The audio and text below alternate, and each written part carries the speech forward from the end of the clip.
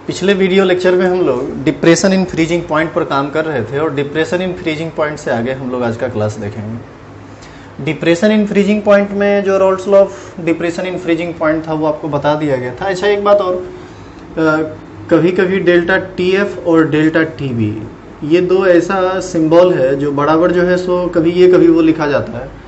तो आप हमेशा ध्यान रखिए, जब भी हम डिप्रेशन इन फ्रीजिंग पॉइंट लिखाएंगे या बोलेंगे तो वो ये डेल्टा टी एफ है और एलिवेशन इन बॉइलिंग पॉइंट में डेल्टा टी बी है। चूँकि इसका यूज इतना ज़्यादा बार आता है कि कभी डेल्टा टी एफ लिखा जाता है, कभी डेल्टा टी बी। हालांकि हम ध्यान रखेंगे आगे से, तो आप उसको समझ लीजिएगा। तो जब भी हम अभी बात करेंगे तो डेल्टा टी एफ की बात करेंगे, क्योंकि हम लोग डिप्रेशन इन फ्रीजिंग पॉइंट पढ़ रहे हैं और depression in freezing point delta T F से सूचित किया जाता है। तो पिछले वीडियो लेक्चर में जो काम हुआ था उसमें कुछ बातें बची रह गई थी, तो आप इस बात को अगेन करके एक बार फिर से आगे बढ़ेंगे। देखिए, delta T F is equal to होता है के एफ इंटू एम। अब आप सोचिए कि यदि m का वैल्यू यदि 1 हो जाए तो ऐसी स्थिति में डेल्टा टी एफ बराबर क्या होगा? डेल्टा टी एफ बराबर हो जाएगा के एफ।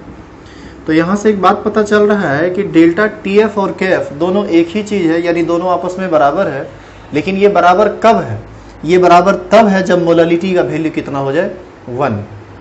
तो ऐसी स्थिति में हम कह सकते हैं कि डेल्टा टी एफ ही के एफ है या के एफ ही डेल्टा टी एफ है। कब? जब मोलालिटी 1 हो जाए। और मोलालिटी 1 जब होता है तो हम उसको, जिस विलयन का मोलालिटी 1 होता है, मोललता 1 होती है, उसको हम लोग क्या बोलते हैं? उसको हम लोग बोलते हैं मोलल विलयन। तो ऐसी स्थिति में हम लोग इसका परिभाषा दे सकते हैं। किसका परिभाषा? के एफ का परिभाषा। तो यहाँ से आपको यदि कोई पूछे कि what do you mean by molal depression constant, molal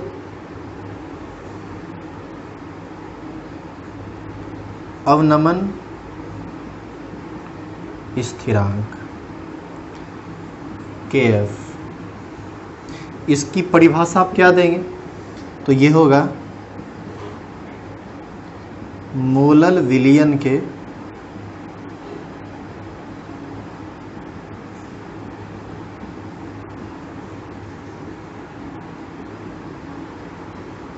हिमांक अवनमन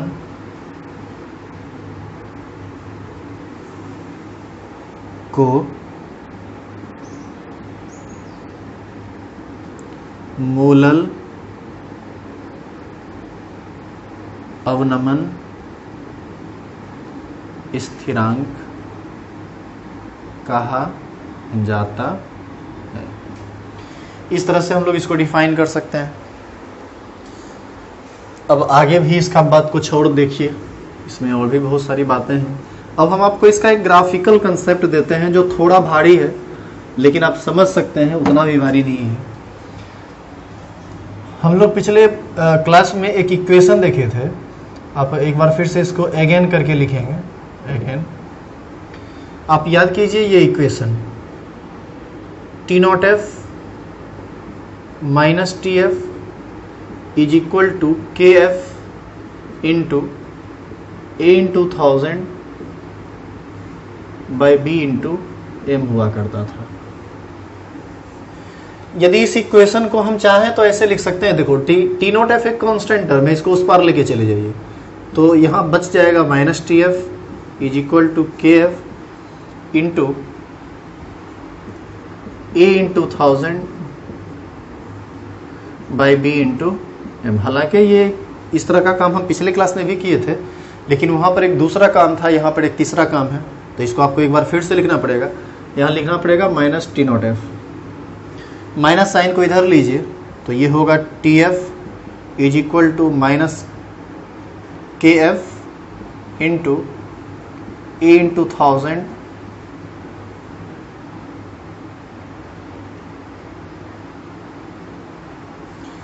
पिछले क्लास में ना ये बात बता दिया गया था। इसी का एक दूसरा टाइप का एप्लीकेशन है, उसको देखिए। ये देखिए, T not F minus T F is equal to K F into M. हम इसको लिख सकते हैं minus T F is equal to K F into M minus T not F. Minus sign इधर लीजिए तो ये लिखा आएगा TF is equal to minus KF into M plus T0F। Finally ये इक्वेशन हमको मिलता है। देखो KF क्या है, KF एक कांस्टेंट टर्म है। T0F क्या है, T0F है freezing point of pure solvent, मतलब शुद्ध विलायक का हिमांक। और शुद्ध विलायक का हिमांक तो एक कांस्टेंट टर्म होगा नॉर्मल सरफेस पर। जैसे वाटर के लिए ये फ्रीजिंग पॉइंट आप 0 डिग्री सी रखते हैं तो वाटर के लिए हमेशा वो 0 डिग्री सी ही होगा। तो ऐसी स्थिति में इसको हम लोग एक कांस्टेंट वैल्यू कह सकते हैं। हाँ, सॉल्वेंट बदलेगा तब वो बदलेगा, लेकिन सॉल्वेंट बदलेगा तब तो क्या भी बदल जाएगा। तो हमारे कहने का ये मतलब है कि एक ही सॉल्वेंट के लिए KF और T0F का वैल्यू कांस्टेंट होता है। तो इस इक्वेशन में दो टर्म कांस्टेंट है, KF और T0F, लेकिन TF कांस्टेंट टर्म नहीं है। TF क्या है, TF है विलियन का हिमांक, और विलियन का हिमांक एक कांस्टेंट टर्म इसलिए नहीं है क्योंकि आप जितना ज़्यादा चीनी मिलाते जाएंगे या जितना ज़्यादा नमक मिलाते जाएंगे या जितना ज़्यादा ओवडनशील विलय मिलाते जाएंगे उसका फ्रीजिंग पॉइंट उतना ही घटता चला जाता है, फ्रीजिंग पॉइंट पर उस चीज़ का प्रभाव पड़ता है। तो ऐसी स्थिति में आप ये नहीं कह सकते हैं कि TF जो है सो बदल नहीं रहा है। TF बदल रहा है, वो निर्भर कर जाता है विलय पर, विलय की मात्रा पर, विलय के कणों की संख्या पर। तो ऐसी स्थिति में हम इसके बारे में कह सकते हैं कि ये एक वेरिएबल टर्म है। अच्छा, मोलालिटी तो बिल्कुल वेरिएबल टर्म है। जब आप चीनी मिलाते जाएंगे यानी आप विलय की मात्रा बढ़ाते जा रहे हैं तो मोलालिटी बढ़ती चली जाएगी। तो मोललता और TF ये दो वेरिएबल टर्म है और ये कांस्टेंट टर्म है। तो ऐसी स्थिति में आप यदि इस इक्वेशन को ढंग से देखो तो ये रेड से अंडरलाइन किया हुआ जो चीज़ है वह वेरिएबल है और ब्लैक से अंडरलाइन किया हुआ चीज़ कांस्टेंट है। तो इस इक्वेशन को यदि हम चेक करें ना तो ये y is equal to minus mx+c को फॉलो करता है। एक स्ट्रेट लाइन इक्वेशन जिसका स्लोप निगेटिव होगा। और ऐसी स्थिति में आप देख सकते हैं कि m जिसको हम स्लोप कहते हैं उसको आप KF से इक्वेट करेंगे। x एक वेरिएबल टर्म है जो मोलरिटी कहलाएगा यहाँ पर, cy इंटरसेप्ट है जो T0F कहलाएगा जो एक कांस्टेंट है, और TF सॉल्यूशन का हिमांक है जिसको भी हम लोग y कहेंगे। तो यहाँ से आप एक ग्राफ खींच सकते हैं और ये ग्राफ कैसा आएगा इस बात को हम आगे आपको बताते हैं। पहले आप इसको लिख लीजिए, हम इसको मिटा देंगे। अब इसी इक्वेशन का हम आपको ग्राफ बताएंगे। तो पहले हम एक बार फिर से इक्वेशन लिख देते हैं ताकि आपको ध्यान में रहे। ये इक्वेशन था KF is equal to TF is equal to minus KF into M plus T0F। इसी को हमने कहा y is equal to M minus M into X plus C. तो इस तरह से हमने इस इक्वेशन को दिखाया। अब आगे देखिए आप इसका ग्राफ कैसा आएगा, आप इसको देखिए। सबसे पहले आप एक्स एक्सिस और वाई एक्सिस खींच लीजिए।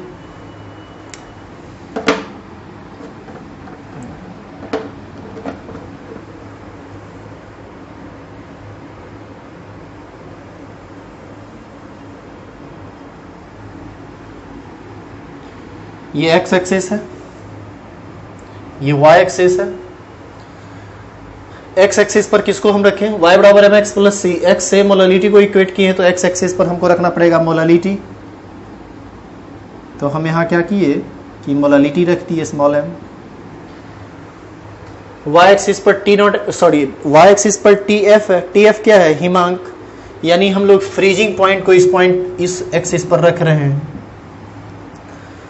तो ये मोलालिटी और फ्रीजिंग पॉइंट के बीच का ग्राफ है। ये फ्रीजिंग पॉइंट प्योर सॉल्वेंट का सॉल्यूशन का सब आप यहाँ से समझ जाएंगे। अब आप देखो कि ये y बराबर माइनस एम एक्स प्लस सी है। प्लस सी है तो निश्चित रूप से इसका कुछ ना कुछ y इंटरसेप्ट होगा। मान लीजिए ये पॉइंट है c का, यानी हम यहाँ से कह सकते हैं यहाँ से लेकर यहाँ तक का जो वैल्यू है इसी को हम c कहेंगे और यह c इस बार T0F के बराबर है। अब देखिए आप, स्लोप निगेटिव है, स्लोप निगेटिव है, ग्राफ स्ट्रेट लाइन है। चूंकि y बराबर माइनस एम एक्स प्लस सी एक स्ट्रेट लाइन इक्वेशन है तो स्लोप निगेटिव है तो ग्राफ नीचे की ओर चलेगा। मतलब जैसे जैसे मोलालिटी बढ़ती चली जाएगी वैसे वैसे सॉल्यूशन का फ्रीजिंग पॉइंट घटता चला जाएगा, इसीलिए इसका ग्राफ निगेटिव है भी ऐसे और स्लोप निगेटिव है। तो यहाँ से ये ग्राफ कुछ इस तरह से आएगा आपको। यदि मैं इसे कलर चेंज करके दिखाऊं, इट सीम्स लाइक दिस। तो ये कुछ ऐसा दिखेगा, थोड़ा ग्राफ टेढ़ा बन रहा है, ये स्ट्रेट लाइन है तो आप ध्यान रखेंगे इसको, इस तरह से आएगा ये ग्राफ। तो आप देख सकते हैं कि इसका स्लोप निगेटिव है, जिसकी वजह से ये ग्राफ नीचे आया है। अब आप क्या कीजिए, इसका स्लोप निकालने के लिए इसका थीटा देखिए, इमेजिनरी एक्स एक्सिस खींच लो आप, इसका एंगल देख लीजिए, इसको हम लोग थीटा कहेंगे। तो ये निगेटिव स्लोप है और आप सब लोग जानते हैं कि ये टेन थीटा बराबर होता है स्लोप, और ये स्लोप इस बार निगेटिव है, माइनस एम है, और जिसको हम इक्वेट किए हैं किससे, माइनस के एफ से।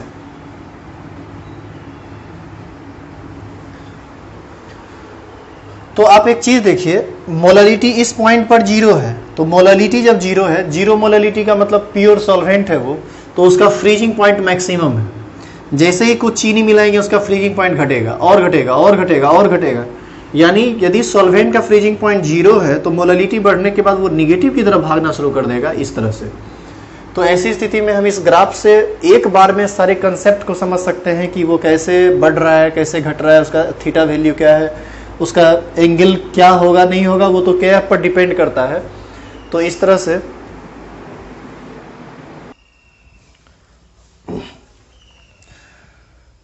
से आप आसानी से इस चीज को समझ सकते हैं। ये बहुत भारी टर्म नहीं है आपके लिए।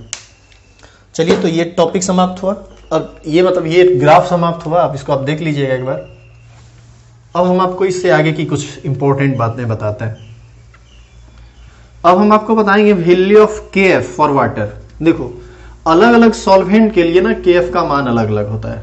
आप ये बात कहीं एरो देके लिख लेना, निश्चित रूप से लिख लीजिएगा कि अलग अलग विलायक के लिए के एफ का मान अलग अलग होता है, और यह एक पूर्णतः प्रायोगिक मान है। अपने मन से कुछ भी नहीं रख देंगे आप के एफ का मान। तो अलग अलग विलाय के लिए के एफ का मान अलग अलग होता है। तो हम इस बात को पहले समझ लें कि आखिर अलग अलग विलाय के लिए अलग अलग कैसे होता है के एफ का मान। इसको समझने के लिए आपको एक टॉपिक पढ़ना पड़ेगा और इस वैल्यू को आपको याद भी रखना पड़ेगा जो भी हम निकालने वाले हैं। तो आप हेडिंग डालेंगे वैल्यू ऑफ के एफ फॉर वाटर।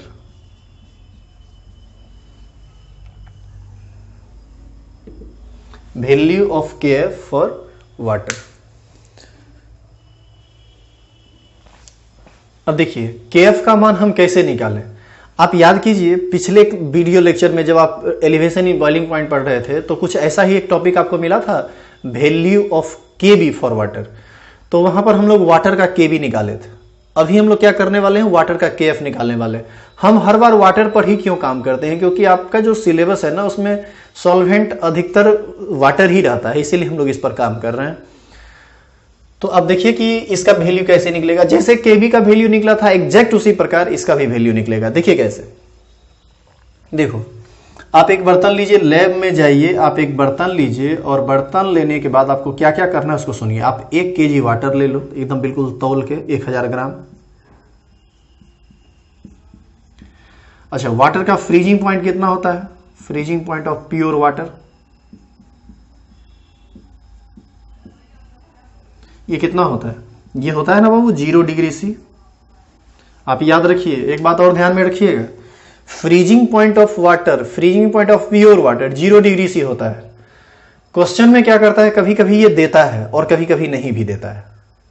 तो क्वेश्चन में दे या ना दे, यदि आपको वाटर के फ्रीजिंग पॉइंट की जरूरत पड़ेगी, यानी वाटर एक सॉल्वेंट के रूप में रहेगा और आपको उसके फ्रीजिंग पॉइंट की जरूरत पड़ेगी, यानी हिमांक की जरूरत पड़ेगी, तो क्वेश्चन दे या ना दे आपको अपने मन से 0 डिग्री सी वहां पर रख देना है। और आपको ऐसा कई सारा क्वेश्चन मिलेगा जिसमें वाटर का फ्रीजिंग पॉइंट दिया हुआ नहीं रहता है, लेकिन डाटा में मतलब जब आप कैलकुलेशन करोगे तो इस इक्वेशन में आपको वाटर के फ्रीजिंग पॉइंट की जरूरत पड़ेगी। तो देखिए, तो ये 0 डिग्री सी होता है। आप क्या कीजिए, इसमें 1 मोल यूरिया मिला दीजिए, मतलब कुछ ऐसा कीजिए ताकि इसका मोललिटी 1 हो जाए। तो ऐसी स्थिति में तो मोललिटी 1 हो ही जाएगा, विलय का मोल बटे विलायक का भार, तो ये 1 आ जाएगा। अब जब ये सॉल्यूशन बन गया तो अब इसका जो फ्रीजिंग पॉइंट निकलेगा, अब ये होगा फ्रीजिंग पॉइंट ऑफ सॉल्यूशन। अच्छा एक बात और, freezing point of pure solvent को हम लोग कह सकते हैं T not F, because T not F is freezing point of pure solvent and here water is pure solvent. Freezing point of solution इसी को हम लोग टी एफ कहते हैं। ये जब आप निकालिएगा ना, देखो ये 0 डिग्री से जो लिखें ये हम अपने मन से नहीं लिखें, ये एक प्रैक्टिकल वैल्यू है। ठीक उसी प्रकार जब इस सिस्टम को करने के बाद आप इसको फ्रीज करेंगे तो आप देखेंगे कि ये जम जाएगा -1.86 डिग्री सी पर। मतलब ये वैल्यू भी जो हम लिखें ये हम अपने मन से नहीं लिखे हैं, यह एक प्रैक्टिकल वैल्यू है, लैब में लाया गया मान है ये। तो आप इसको देख लीजिए। तो ये दो चीज आपको निकल गया। तो टी नॉट एफ पता चल गया, टी एफ पता चल गया, मोलालिटी पता चल गया। अब आप सभी लोग जानते हैं ना कि डेल्टा टी एफ बराबर होता है के एफ गुना एम। अच्छा डेल्टा टी एफ बराबर क्या होता है, ये होता है T not F minus T F is equal to K F into M. T not F का वैल्यू कितना है 0 डिग्री से यानी 0, माइनस टी एफ का वैल्यू कितना है, यह है -1.86 बराबर के एफ इंटू मोलालिटी कितना है 1। तो यहां से मोलालिटी तो 1 है, तो ये हो जाएगा माइनस माइनस प्लस और ये वैल्यू पॉजिटिव हो जाएगा, ये हो जाएगा 1.86 बराबर के एफ। यानी के एफ का मान आएगा, यदि आप इसमें यूनिट लगा दो तो डिग्री सी के जी पर मोल। केल्विन में भी रखेंगे तो आपको सेम आएगा और 1.86 केल्विन के जी पर मोल। इस बात को आप ध्यान रखिएगा। तो आपको क्या करना है कि ये वैल्यू याद रखना है। आप 2-4 चीज याद रखिएगा, अभी हम आपको बता देते हैं कि आपको क्या क्या याद रखना है ताकि आपको दिक्कत नहीं हो। आप पहले यहां तक पहुंचिए। यही है के एफ, वाटर के लिए के एफ का वैल्यू। अब आपको क्या क्या याद रखना है हम यहां पर आपको हिंट करते हैं, इसको आप उतार लीजिए। अच्छा इसी प्रकार कोई दूसरा सॉल्वेंट होता तो उसका फ्रीजिंग पॉइंट देख लेते, फिर उसका सॉल्यूशन का फ्रीजिंग, 1 मोल यूरिया डालने के बाद फ्रीजिंग पॉइंट देख लेते, फिर उसका केएफ निकल जाता। तो अलग अलग सॉल्वेंट के लिए ये मान अलग अलग आएगा। कहने का मतलब ये है कि वाटर के लिए ये 0 डिग्री से है, लेकिन बेंजीन के लिए तो 0 डिग्री से नहीं होगा। 1 मोल यूरिया डालने के बाद वाटर का फ्रीजिंग पॉइंट, वाटर में जब 1 मोल यूरिया डाले तो फ्रीजिंग पॉइंट ये आया। ये जरूरी तो नहीं कि बेंजीन में डालने के बाद ही इतना है। तो अब इसीलिए अलग अलग सॉल्वेंट का केएफ का वैल्यू अलग अलग होता है। आपको क्या क्या याद रखना है ये हम आपको बताते हैं। देखिए हम अपने डेली लाइफ में वाटर का बहुत ज्यादा यूज करते हैं और जल के बिना हमारी जिंदगी संभव नहीं है। तो क्यों ना वाटर के लिए हम कुछ कुछ बात याद रखें जो आपके सिलेबस के लिए भी बहुत ज्यादा इंपॉर्टेंट है। तो उसमें से कुछ कुछ बात आपको याद रखना है, तो इसको आप ऑलवेज रिमेंबर करके लिख लीजिए।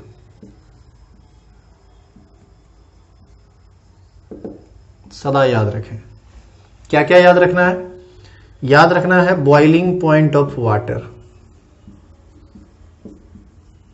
और जो भी हम काम कर रहे हैं नॉर्मल सरफेस पर कर रहे हैं।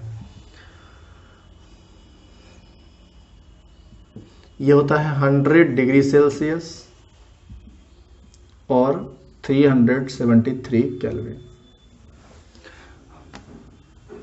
अच्छा यहां पर हम एक हेडिंग लिख देते हैं, एट 1 atm एक्सटर्नल प्रेशर। पहला बात। दूसरा बात, बॉइलिंग पॉइंट ऑफ वाटर कितना याद रखना है, ये 100 डिग्री से। फ्रीजिंग पॉइंट ऑफ वाटर ये भी आपको याद रखना है, ये होता है 0 डिग्री सेल्सियस और 273 केल्विन, ये होता है। ये दूसरा बात आपको याद रखना है। तीसरा बात,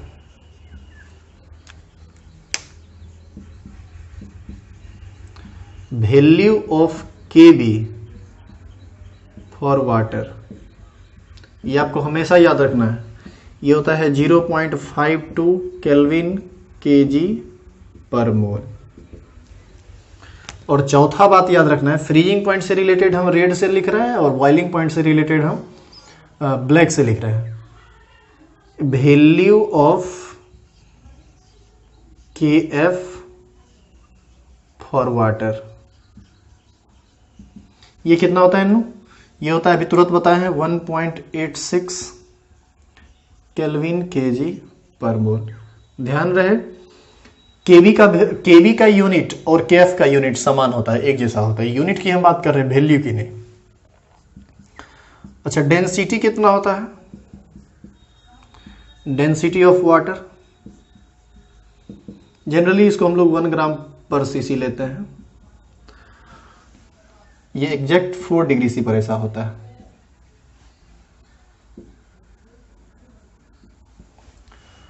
ये हो गया। और बात, मॉलिक्यूलर फॉर्मूला क्या होता है जी? मॉलिक्यूलर फॉर्मूला ऑफ वाटर, ये तो आसान है, ये सब जानते होंगे, H2O होता है। इसका मॉलिक्यूलर वेट कितना होता है? ये कितना होता है? ये 18 होता है। एन फैक्टर कितना होता है इसका? एन फैक्टर ऑफ वाटर 1 होता है। इसका इक्विवेलेंट वेट कितना होता है? 18 होता है, molecular weight by N factor.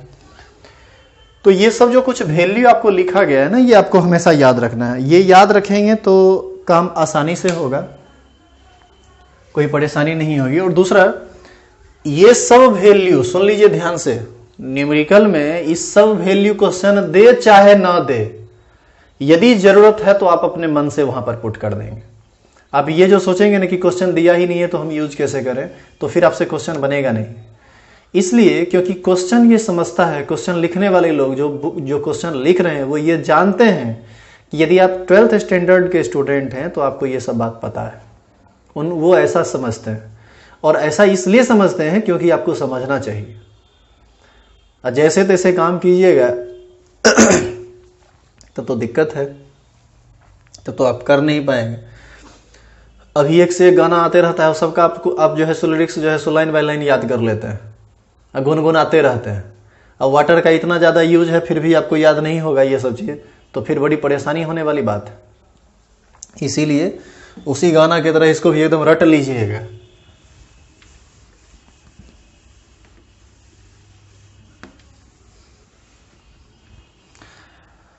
और ये सब डाटा भूलिएगा ना, तो जिस समय न्यूमेरिकल बनाइएगा ना, उस समय गाना याद आएगा आपको, तुझे याद ना मेरी आई तुझसे अब क्या कहना। इसीलिए ये सबको बढ़िया से याद कर लीजिएगा, नहीं तो बड़ी परेशानी होने वाली है आपको।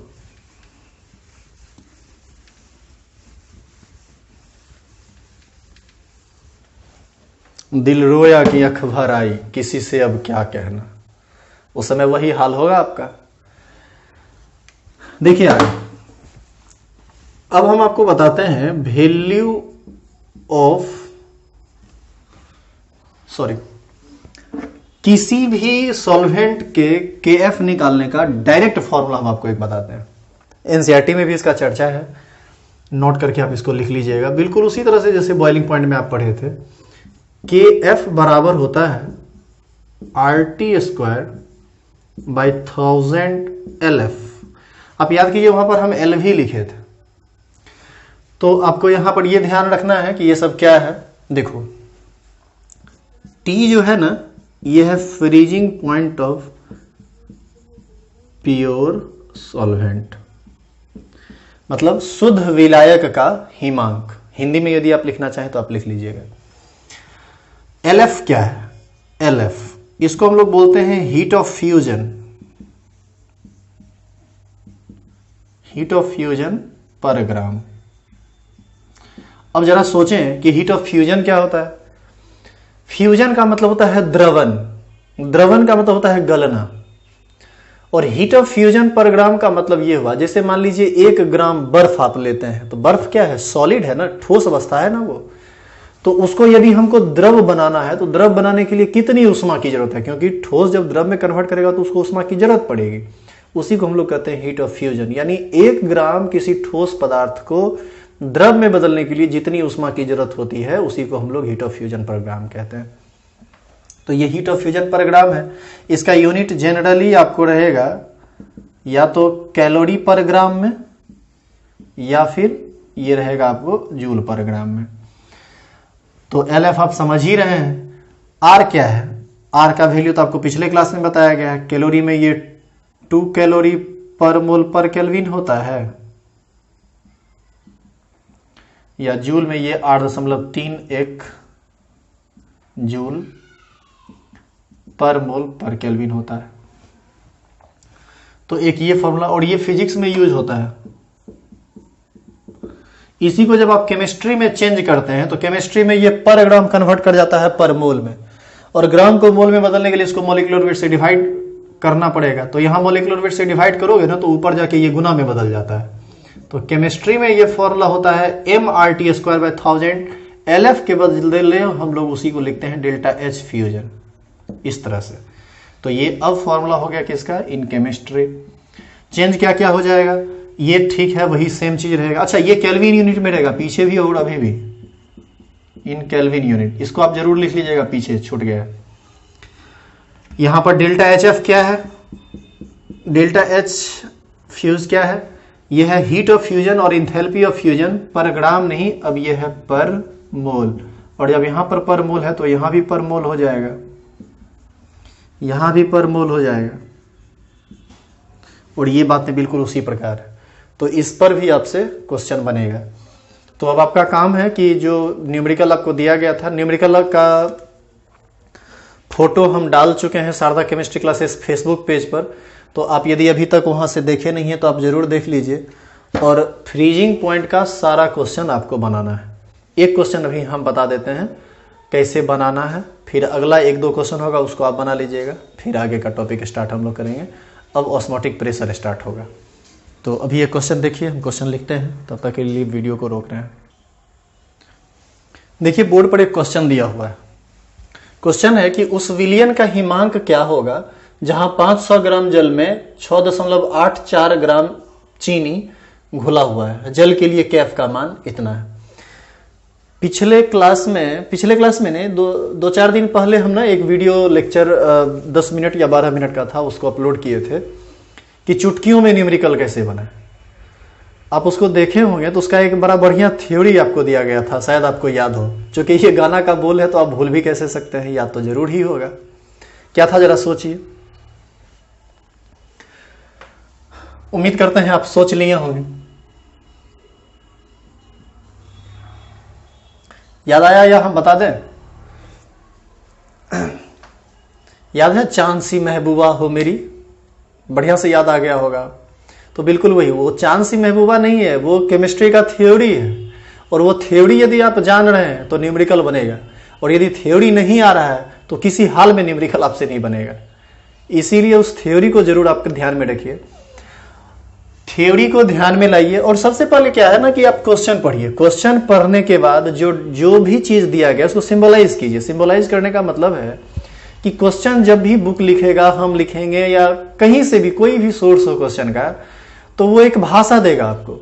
उस भाषा को अपने थ्योरी के मुताबिक सिंबलाइज करना पड़ता है। जिस टीचर से आप पढ़े हैं सब लोग अपने अपने अलग अलग तरह से सिंबल का यूज करते हैं, अलग अलग थ्योरी का तरीका होता है, लेकिन थ्योरी तो वही होता है। तो आपको क्या करना है कि उसको सिंबलाइज करना है। सिंबलाइज करने के बाद इक्वेशन को पता करना पड़ेगा कि किस इक्वेशन पर ये जा रहा है, फिर वहां से आप क्वेश्चन को सॉल्व कीजिए। हम आपको बताते हैं तरीका कि ये कैसे बनेगा। जैसे क्वेश्चन को पढ़िए तो आपको अपने आप समझ में सब बात आने लगेगा कि वो क्या पूछ रहा है, क्या दिया हुआ है। कहता है कि उस विलयन का हिमांक क्या होगा। मतलब पहला बात क्वेश्चन से है कि विलयन का हिमांक क्या होगा। विलयन का हिमांक, freezing point of solution is denoted by TF। Then आपसे क्वेश्चन पूछ रहा है TF के बारे में कि TF क्या होगा। तो TF में क्वेश्चन मार्क हम कर दिए हैं। अब आगे जो चीज दिया हुआ है उसको अब चेक करते हैं। जहां 500 ग्राम जल में 6.84 ग्राम चीनी उपस्थित है, यानी विलायक का भार दिया हुआ है और विलय का भार दिया हुआ है। विलायक जल है, जल को हम लोग B कहते हैं, जल यानी विलायक के भार को B से सूचित करते हैं, तो ये 500 ग्राम है। चीनी का भार A, विलय के भार को हम लोग A से सूचित करते हैं, तो ये 6.84 ग्राम हो गया।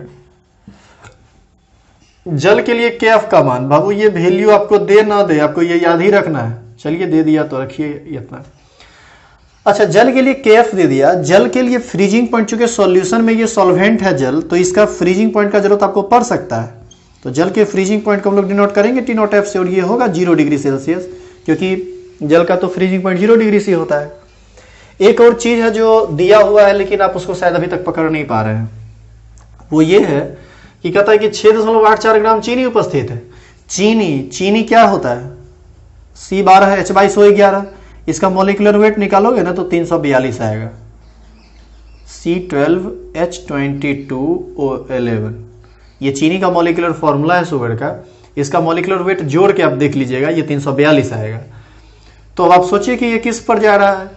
आप ये इक्वेशन भी थोड़ी देर पहले पढ़े हो, याद कीजिए। आप पढ़े हैं कि T0F माइनस TF बराबर KF into A into 1000 by B into M, ये ना पढ़े। अब आप ये जो फॉर्मूला आप पढ़े हैं, इस फॉर्मूला पर सबको बैठा दीजिए। बैठाने के बाद आप उसको कैलकुलेट कर लोगे आसानी से। तो कैसे कैलकुलेट होगा बताइए? तो इसको हम T0F के जगह पर 0 डिग्री सी है तो 0 लिख सकते हैं। T0F 0। TF निकालना है तो TF निकालना है तो माइनस TF लिख दीजिए आप, इज इक्वल टू KF का वैल्यू 1.86, तो आप लिख दीजिए 1.86 इंटू A कितना है 6.84 ग्राम, तो आप लिख दो 6.84 इंटू 1000। B कितना है 500 और मॉलिक्यूलर वेट 342। तो यहां से ये थोड़ा एक बार चेक कर लें कि ये वीडियो बाहर तो नहीं जा रहा। चलिए सही है।